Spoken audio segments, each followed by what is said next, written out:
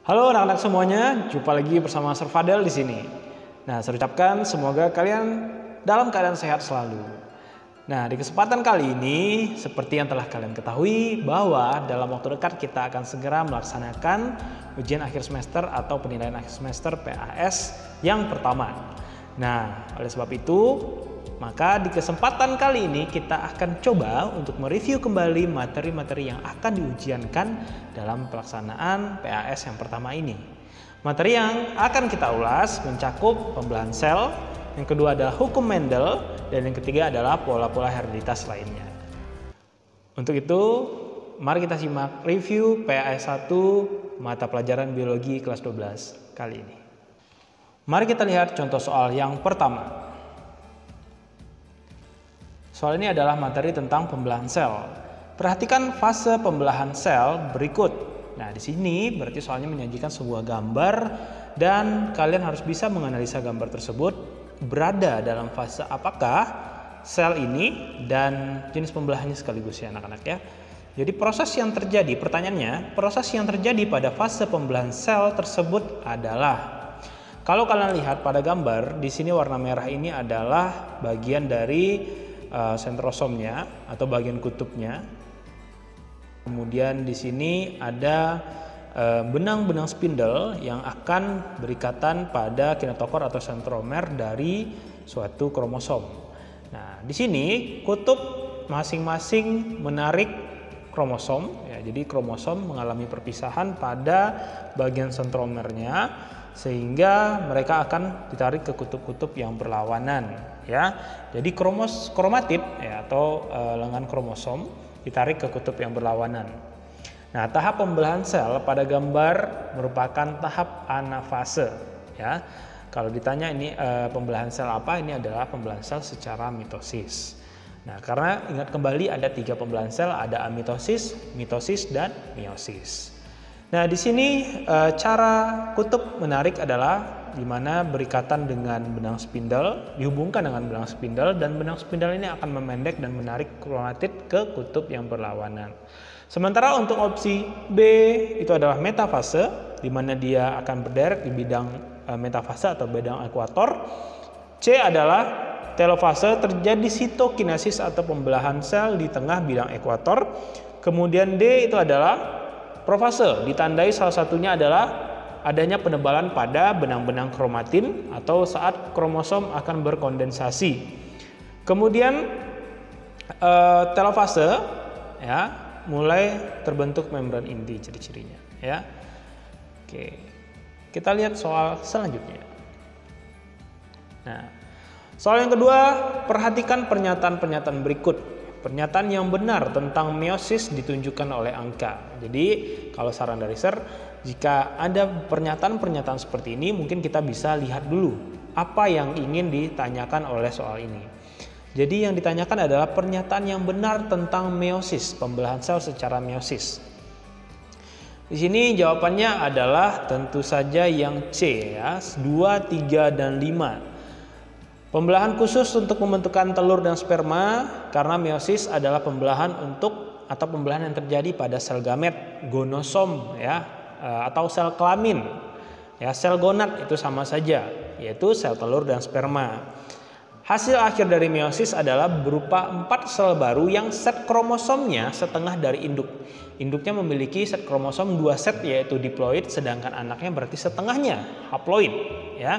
Nah, pengurangan jumlah kromosom ini tujuannya adalah untuk memelihara jumlah sel dari generasi ke generasi berikutnya.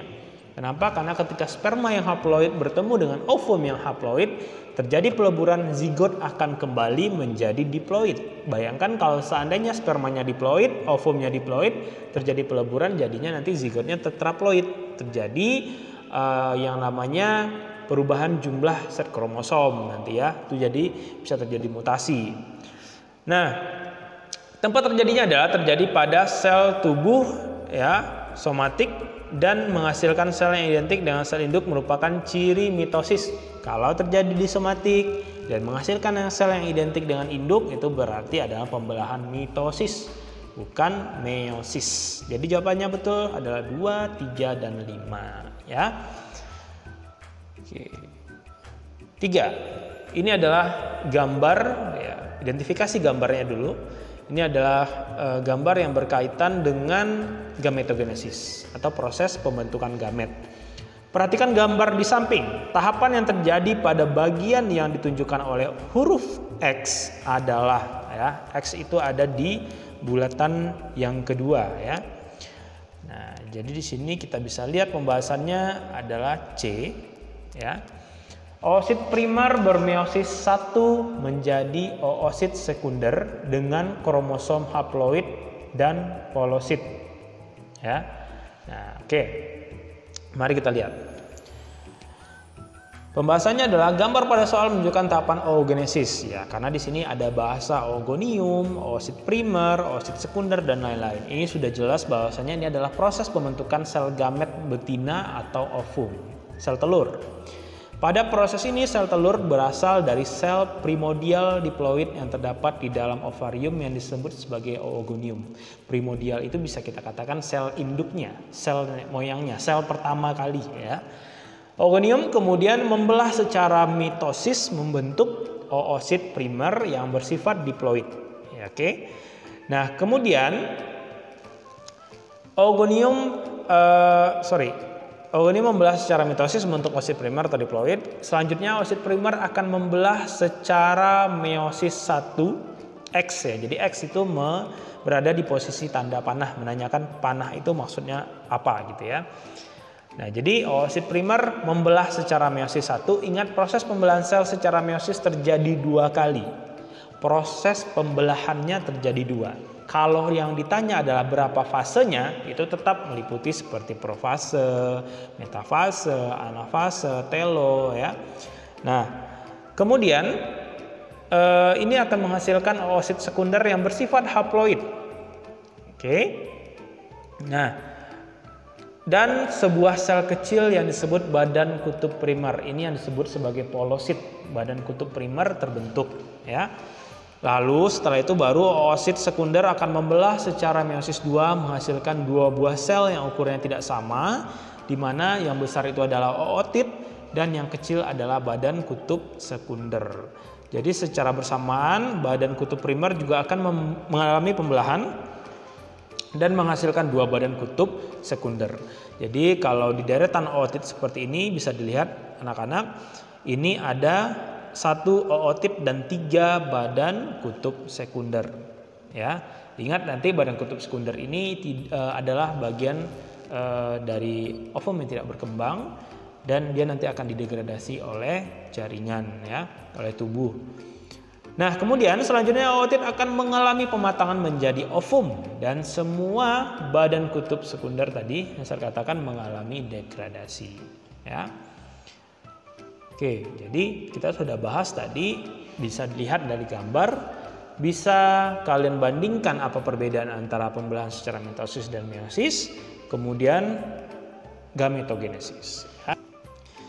Kita lihat gambar berikut ini, ya. Jika kalian menemukan gambar seperti ini berarti yang terjadi adalah peristiwa yang disebut sebagai crossing over atau pindah silang, di mana akan terbentuk yang namanya kiasma atau jamak kiasmata, sehingga ini akan terjadi pindah silang. Pindah silang itu apa? Saya ingatkan kembali, pindah silang itu adalah bertukarnya lokus antara suatu lengan kromosom yang bukan sister kromatid, tetapi lengan antar kromosom yang homolog nih, ya. Ada kromosom pertama, ada kromosom kedua, ternyata mereka homolog. Nah, ada bagian dari lengan mereka itu yang saling bertukar, itu namanya pindah silang, ya. Jadi gambar pada soal ini menunjukkan tahap pembelahan pada profase 1. Jadi pindah silang itu terjadi pada meiosis profase 1. Pada profase pertama, kromosom terdiri atas 2 kromatid berpasang dengan homolognya, seperti yang saya katakan tadi. Kemudian kromosom homolog ini sebenarnya saling menjauhi, tapi akhirnya akan terjadi perlekatan berbentuk X atau tetrat yang disebut kiasma. Kiasma merupakan tempat terjadinya pindah silang, ya. Oke, mohon maaf. Jadi bukan tetrat, ya. Jadi kiasma itu nanti akan membentuk lengan X, ya. Tapi kalau tetrat itu seperti kromosom homolog yang sedang bertumpuk, ya. Bisa kita bilang seperti itu. Sementara untuk opsi A itu adalah profase 1, opsi B itu adalah metafase 1, C itu adalah anafase 1, dan E adalah telofase 1. Oke, kita lihat dulu ya.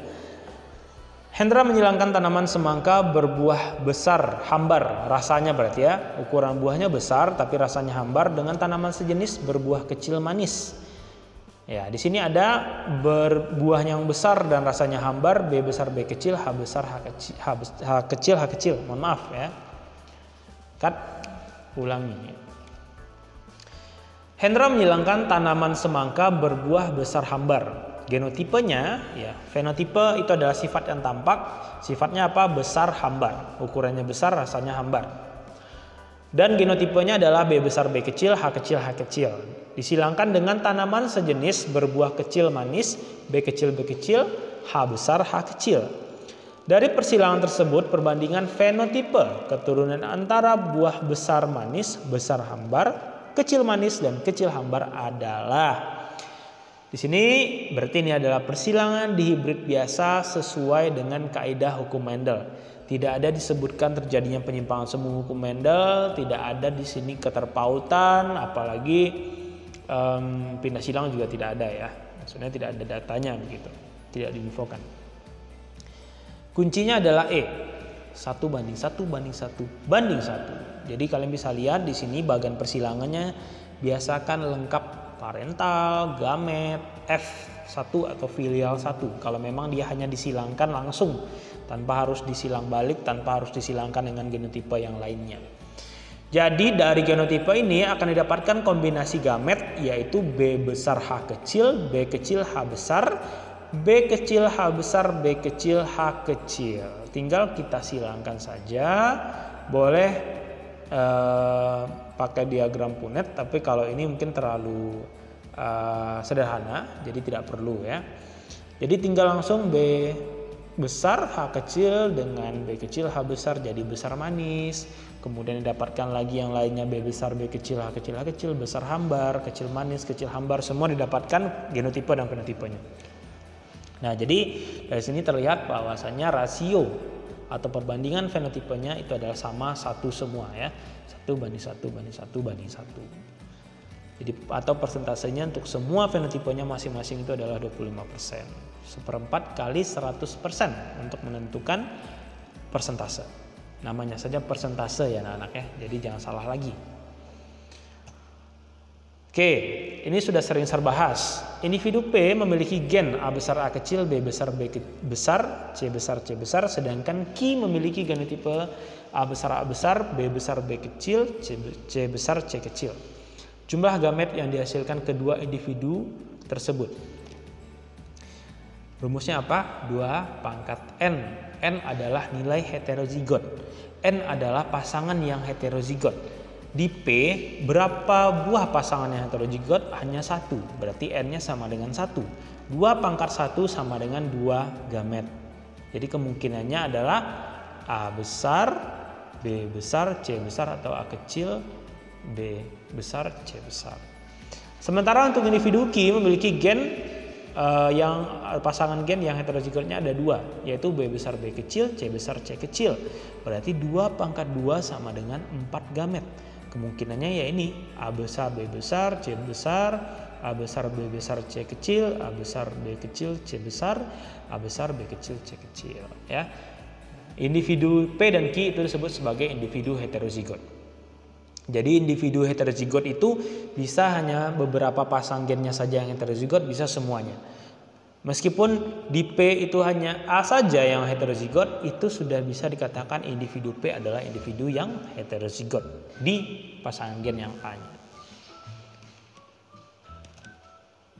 Nah, di sini sudah ada penyimpangan semu hukum Mendel.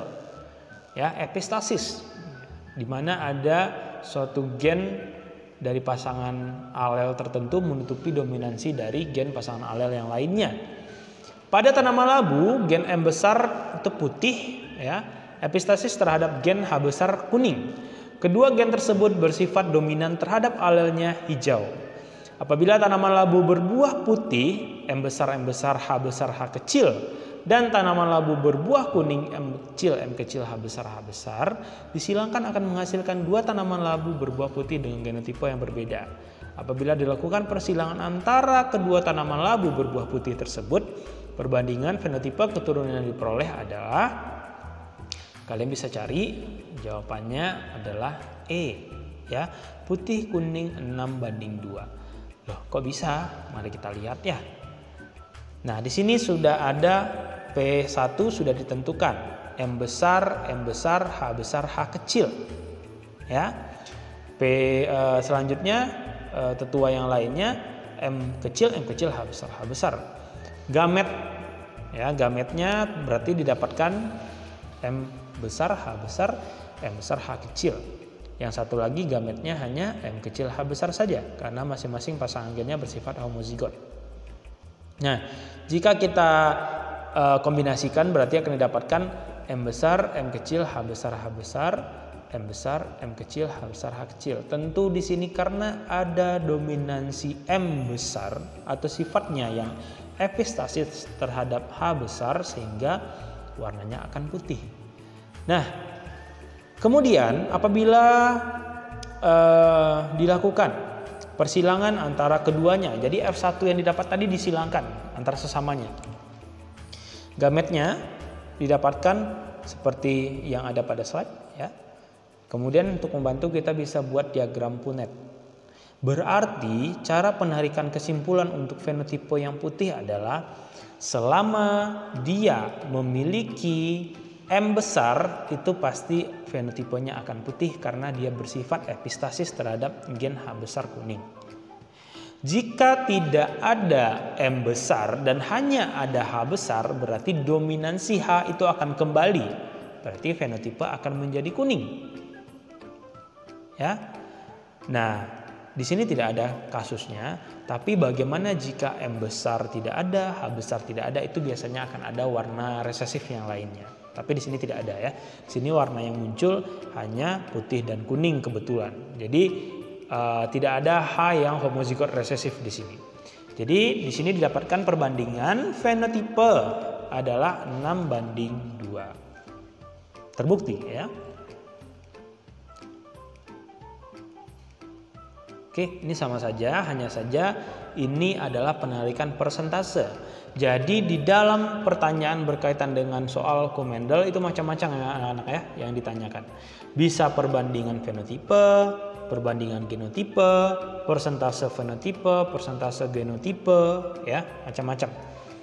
Nah kalau di sini persentase 2/4 kali 100% 50%. Nah, ini adalah soal tentang penyimpangan semu hukum Mendel, atavisme. Atavisme ini erat kaitannya dengan soal jengger ayam ya. Jadi untuk soal jengger ayam secara langsung saja di sini pembahasannya. Bisa kalian lihat di soal, ini soal bukan Sir yang buat, Sir ambil dari beberapa sumber. Jadi lihat ya, jadi terkadang sumber itu tidak selalu menyebutkan genotipe dari fenotipe yang ada. Di sini kita bisa lihat bahwasanya genotipe yang disebutkan hanya walnut dan single. Bagaimana dengan rose, pea dan lain itu berarti kita harus kuasai. Kalian harus tahu ya, harus hafal. Nah, seperti rose berarti itu R strip P kecil, pea itu berarti R kecil, P besar strip ya. Yang termasuk genotipe itu adalah berarti itu adalah fenotipenya ya. Jadi R besar strip P kecil itu adalah rose. Jadi kemungkinannya R besar, P kecil atau R besar, R kecil, P kecil. Kalau PA R besar, P besar, P kecil atau R besar, P besar itu adalah PA ya. Jadi harus diketahui. Nah, di sini tinggal lakukan persilangan seperti biasa, kemudian ditarik perbandingan fenotipenya. Oke, kita lanjut langsung ke pola hereditas. Seorang wanita penderita brachidaktili menikah dengan seorang pria normal. Dari pernikahan tersebut, persentase anaknya yang menderita brachidaktili sebesar. Soal yang berkaitan dengan hereditas pada manusia, kuncinya adalah kita tahu penyakitnya, kita tahu dia terpaut kromosom apa, apakah autosom atau gonosom, dan dia gennya bersifat apa, resesifkah atau dominankah. Brachydactyly ketentuannya adalah dia gen yang bersifat dominan dan terpaut autosom. Tetapi pada keadaan homozigot dominan, B besar ya simbolnya, dia akan bersifat letal. Berarti sehingga tidak akan ada individu yang hidup. Siapa penderita brachydactyly? Berarti orang yang memiliki genotipe heterozigot dominan, B besar B kecil. Yang normal berarti yang homozigot resesif. Nah, dari soal ini ya, wanita dan pria itu sebenarnya tidak mempengaruhi keterpautan. Kan dia tidak terpaut. Hanya saja ini kebetulan kasusnya seperti itu. Wanitanya B besar B kecil, laki-lakinya B kecil B kecil. Wanita penderita, laki-lakinya normal. Jadi gametnya adalah B besar B kecil disilangkan dengan B kecil. Didapatkan anaknya B besar B kecil, B kecil B kecil. 50% menderita brachydactyly, 50% lagi normal. Ya, tapi yang letal itu tidak ada. Ya, ini kelainan brachydactyly, ruas jari kaki tangan memendek. Seorang wanita karier anodontia menikah dengan pria normal apabila mereka memiliki anak perempuan, kemungkinan genotipe dan fenotipenya. Nah, jadi tidak selalu ditanya fenotipe, tapi juga genotipe. Ini sangat ditentukan juga tadi keterpautan. Anodontia itu ingat adalah kelainan yang dibawa oleh kromosom X dan gennya bersifat resesif. Jadi kelainan ini akan menyebabkan orangnya menderita ompong, tidak tumbuh, tidak ada bibit giginya sehingga tidak ada gigi yang tumbuh. Dari soal wanita carrier, kalau gennya resesif, terpaut kromosom X, ya, maka itu akan ada wanita yang carrier, ya, yang menderita berarti dia homozigot resesif XA kecil. Yang carrier adalah XA besar, XA kecil. Yang normal adalah XA besar. Yang carrier disilangkan dengan yang normal, ya. Kemudian akan didapatkan perpaduan gamet seperti yang ada di slide, dan F1-nya didapatkan perempuan normal, perempuan carrier, laki-laki normal, dan laki-laki anodontia. Jadi kemungkinan genotipe dan genotipenya itu adalah yang B. Kalau dia punya anak perempuan, apa kemungkinan genotipe dan fenotipenya? Ya, di sini hanya ada pilihan yang XA besar itu normal. Sementara sebenarnya kalau kita pilih yang A, ya, kalau kita pilih yang A itu sebenarnya dia normal, ya, bukan anodontia, tapi dia normal carrier. Kalau C tidak ada yang perempuan yang anodontia ditemukan. DE itu pasti laki-laki. Jadi lihat ya bagaimana cara menuliskan genotipe jika dia terpaut pada kromosom seks XX dan XY. Jangan lupa. Ini dia anodontia. Nah, ini ada yang lain lagi ya. Jadi penyajian soalnya dibuat suatu bagan atau silsilah. Perhatikan peta silsilah keluarga penderita polydactyly di samping. Polydactyly, poli banyak, dactyly itu jari. Jarinya lebih dari 5 di tangan, per kaki, ya. Masing-masingnya lebih dari 5. Diketahui genotipe individu 1 adalah P besar dan individu 2 adalah P besar juga. Individu 4 adalah P kecil. Apabila terjadi perkawinan antara individu 3 dengan individu 4, kemungkinan fenotipe individu X, Y, Z. Polydactyly itu autosom, terpaut autosom, dan dia gennya adalah dominan. Berarti penderita polydactyly genotipenya ada 2, homozigot dominan dengan heterozigot dominan. P besar, P kecil. Di sini soalnya enak, kita diberitahu individu 1 dan 2 genotipenya adalah P besar, homozigot dominan keduanya. Jadi tinggal kita silangkan, tentu saja F1-nya akan dihasilkan 100% polydactyly. Kebetulan 2 anak yang dihasilkan dari orang tua ini dua-duanya ya laki-laki yang polidaktili. Laki-lakinya disimbolkan dengan kotak, tapi tidak ada keterangan di sini ya. Biasanya disimbolkan dengan kotak. Individu 3 itu sudah pasti laki-laki yang polidaktili. Ya, sebenarnya tidak diperlukan sekali ya jenis kelamin di sini ya, tetapi hanya untuk membedakan laki dan perempuannya saja. Nah, individu 3 dan 4 menikah. Individu 3 itu kan sudah pasti polidaktili. Individu 4 diberitahu genotipenya P kecil, P kecil. Makanya akan didapatkan nanti F2-nya heterozigot dominan, P besar, P kecil. 100% anaknya dari pasangan 3 dan 4 akan menderita polidaktili maksudnya ya. X, Y, Z polidaktili. Jawabannya adalah yang alfa. Oke, lagi. Ini masih banyak yang salah kalau dari ST terlihat. Kenali dulu penyakitnya. Hemofilia. Gen resesif, simbolnya H kecil dan terpaut pada kromosom seks X ya. Seksnya yang X, yang perempuan ya. Terpaut pada kromosom X, bukan yang perempuan ya, terpaut pada kromosom X saja.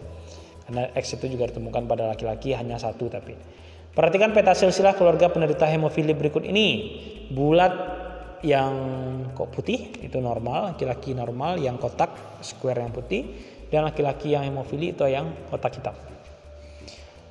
Apabila individu 5 menikah dengan individu 6, persentase anak mereka menderita hemofili sebesar. Berarti kita harus tentukan genotipe tetuanya 1 dan 2. Karena nanti soalnya akan menanyakan cucu. Ya, cucu dari 1 dan 2 ini, anak 5 dan 6 itu kan adalah cucu dari 1 dan 2. Jadi 1 kalau dia laki-laki hemofili, apa saja ketentuannya? Ya, kalau perempuan itu ada 3 genotipe dalam hemofili. 1 dia normal XH besar, itu contoh ya genotipe, simbolnya terserah kalian, kalau salah ambil seperti itu. Perempuan carrier XH besar, XH kecil. Perempuan menderita XH besar, biasanya dia bersifat letal. Ada 2 kemungkinan ya, 2 kasus. 1, karena tidak bisa terjadi penggumpalan sel atau jaringan pada saat kehamilan di janin, dia tidak berkembang janinnya. Atau yang kedua mungkin dia bisa terjadi pendarahan. Contoh kasus mungkin terjadi trauma, kecelakaan atau pada saat menstruasi. Jadi lama-kelamaan dia akan meninggal meskipun dia sempat hidup sebentar. Kemudian di laki-laki cuma ada 2 kemungkinan. 1 dia normal XH besar Y, satu lagi dia menderita XH kecil Y. Jadi laki-laki tidak akan mungkin membawa sifat hemofili, tidak akan mungkin sebagai carrier karena X-nya hanya 1. Sehingga genotipe keturunan yang dihasilkan dari parental 5 dan 6. Nah, jadi kalau di sini kita lihat parental 5 dan 6, berarti kita tentukan apa kira-kira genotipenya. 5 dan 6 itu, 5 harusnya genotipenya adalah XH besar, XH kecil. Jadi dia perempuan normal tapi carrier. Karena dia punya ayah yang hemofili dan ibu yang normal. Nah, sedangkan yang nomor 6, kalau dia normal berarti dia pasti XH besar Y. Dari ibu yang carrier hemofili, ya, dari ibu yang carrier hemofili dan ayah yang normal, XH besar, XH kecil ibu, XH besar Y itu adalah ayah, maka akan didapatkan fenotipenya 4, laki-laki yang normal XH besar Y, perempuan yang normal XH besar, perempuan yang carrier XH besar, XH kecil, dan laki-laki yang hemofili XH kecil Y. Jadi persentase anak mereka menderita hemofili adalah sebesar 25%, 1/4 dikali 100%, 25%. Soal yang terakhir adalah soal mengenai golongan darah. Ya. Jadi penyajian soal golongan darah itu bermacam-macam. Ada kasus, ada silsilah, ada langsung persilangan biasa. Di sini kita diberikan bagan atau silsilah penurunan golongan darah pada suatu keluarga. 1 dan 2, ya, parentalnya tidak diketahui genotipenya, atau hanya nomor 1 saja yang diketahui genotipenya, nomor 2 tidak. Dihasilkan anak AB, A, dan B.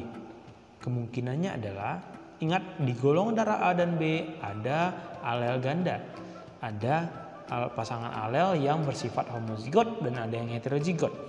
Di sini golongan darah golongan darah dari individu 1 A heterozigot, IA IO. Kalau yang homozigotnya berarti alelnya sejenis IA IA. Nah, berarti di sini kemungkinannya adalah nomor 2 itu harus heterozigot, B heterozigot, sehingga nanti akan mendapatkan kemungkinan F1-nya AB, A, dan B. Sebenarnya ada satu lagi peluang kemunculan, yaitu O.